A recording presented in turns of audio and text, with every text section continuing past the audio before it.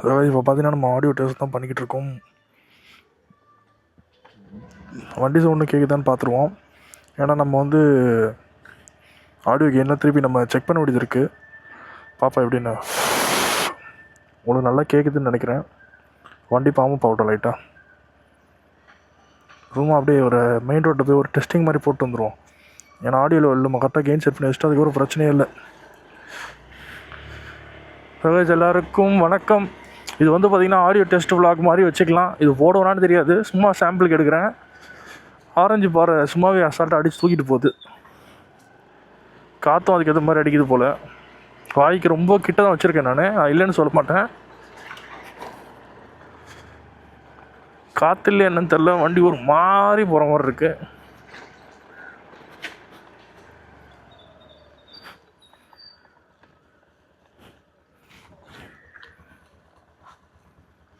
தெரியல, சரி பார்த்துக்கலாம்.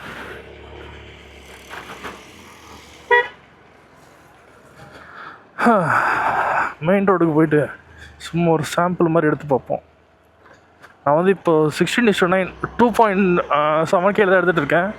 உங்களுக்கு எப்படி இருக்குன்னு சொல்லுங்கள். இப்போ நான் வந்து வைசரை மூடுறேன். இப்போ வைசரை நான் கம்ப்ளீட்டாக மூடிட்டேன்.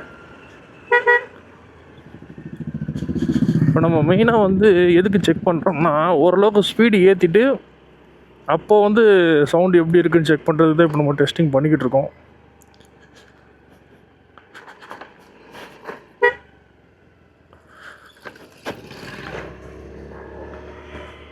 ஏன்னா நம்ம ஸ்லோ ஸ்பீடில் நல்லா தான் எடுக்கும் மைக்கு, எல்லாருக்கும் தெரியும்.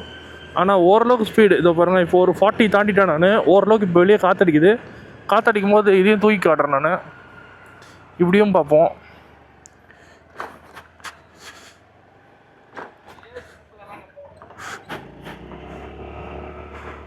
நல்லா காற்றடிக்குது.